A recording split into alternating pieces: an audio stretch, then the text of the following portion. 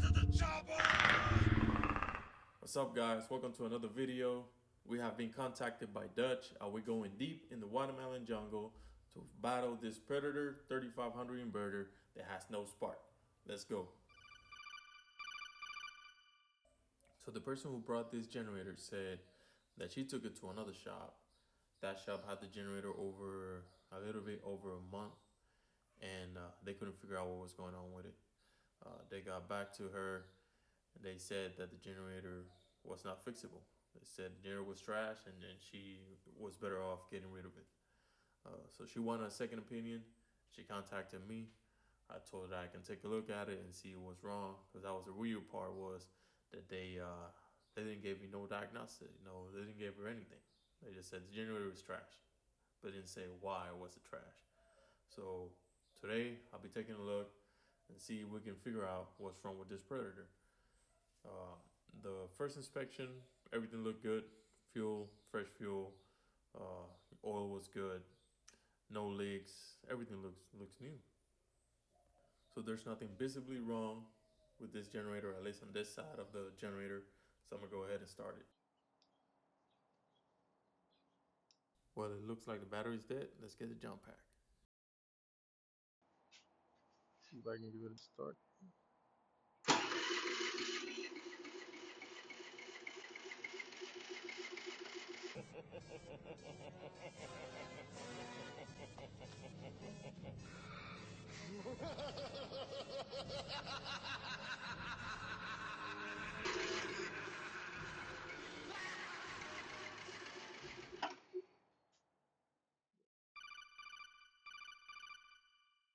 After some testing, I found out that the spark plug is not creating any spark.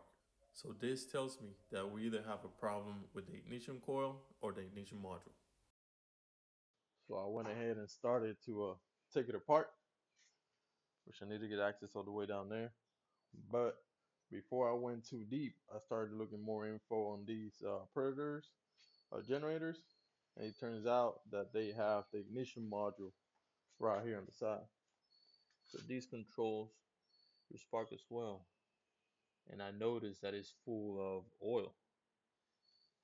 The ignition module controls the firing of the ignition coil, so it can create the voltage the spark plug needs to ignite the air-fuel mixture in the engine cylinder. So if you have a faulty ignition control module, your generator won't be able to start because it won't be able to create any spark. So I went ahead and pulled out the old ignition control module and ordered a new one. Then I proceeded to clean out the plugs, the connection plugs, with some connection cleaner. The old one's out. The new control module is in. I tested for spark and we had spark. So the generator should be able to start without no issues. I'm going to put everything back together, make it all nice and neat.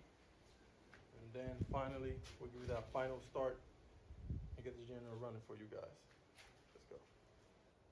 So the generator is all buttoned up. I have it on the jump pack. The battery's dead.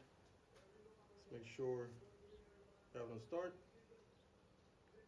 Echo mode's off. Start pack, the jump pack's on. Start it. Son of a bitch.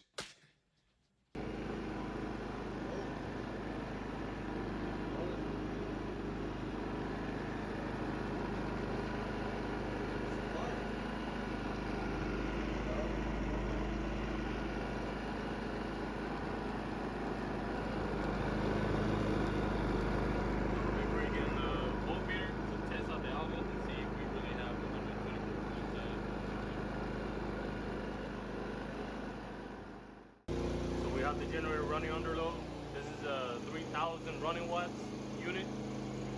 So right now it has around 2300 watts. So we're running over 50%. The generator is holding on good.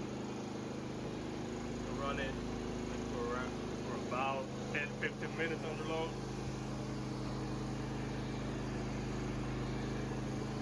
So far so good. Now I hope that this video helps you identify and fix your no spark issue with your Predator inverter. Plus, don't forget to like, subscribe, and Get to the Trouble!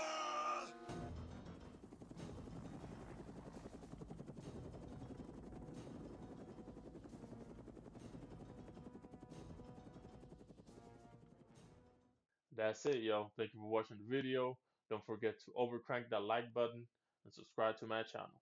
And always remember that knowledge is current times voltage.